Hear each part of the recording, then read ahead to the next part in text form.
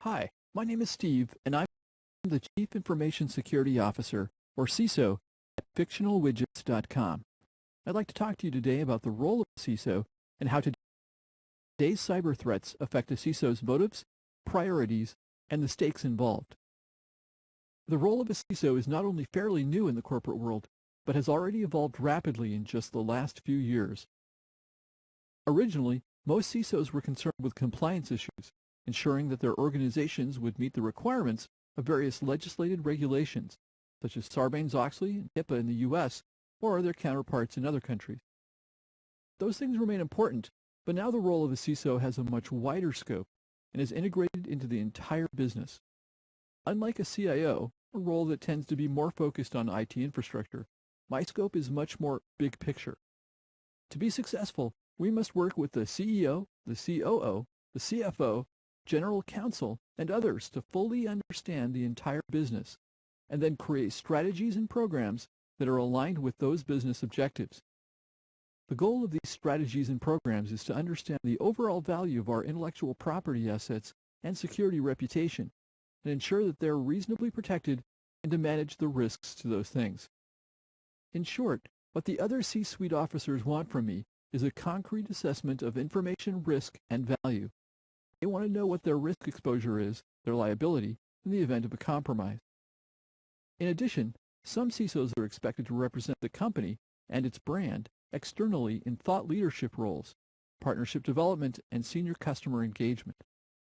CISO needs to be seen as a highly credible representative face of the company's security posture. For a CISO to do this, there are formidable challenges. First, information is increasingly becoming a core asset, and in many companies it is the core asset.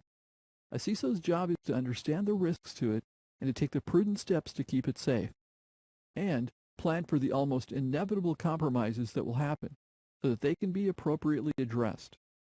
The challenge is, our information assets are scattered all over the place. Gone are the days of a company having a single monolithic enclosed data center.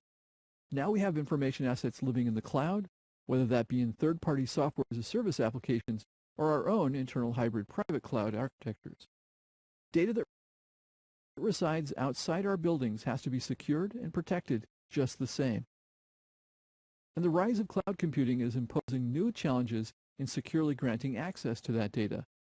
From bring your own device to the Internet of Things, the number, types, and locations of devices needing secure access is exploding. With every new access method, there comes a possible new attack surface. Another particularly vexing challenge is shadow IT.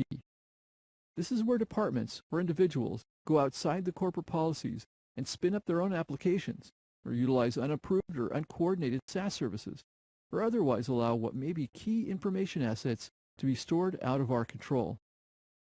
Since we don't know about it, we can't secure it, and it poses a nebulous, fuzzy risk that bothers me greatly. It might be secure, and it might not be. Now, what happens if I don't get it right? All you need to do is look at any number of recent data breaches to get an idea of the risks when things go wrong. These events vary in the details of the exploits, but they all have serious consequences. Some of these consequences are concrete, they're easy to quantify, and others are less so. In many of the breaches, tens of millions of credit cards become compromised, and personally identifiable information for millions of individuals are stolen. What's important here is the result. Class action lawsuits, millions, in settlements of lawsuits brought by customers seeking damages. These breaches also become the targets of government regulators, resulting in huge fines. This is all on top of a reduction in earnings, drop in profits, and a drop in stock price. Some of the less tangible consequences are the loss of the control of valuable information assets, including customers' personally identifiable information, resulting in the loss of customer trust and lasting damage to brand reputation. So that's it. All I have to do is be aware of all valuable information in our company, where it lives, how it should be accessed securely, simultaneously identifying all the risks, reducing them, and all the while fostering an environment that maximizes the value of the information to the company. No big deal, right?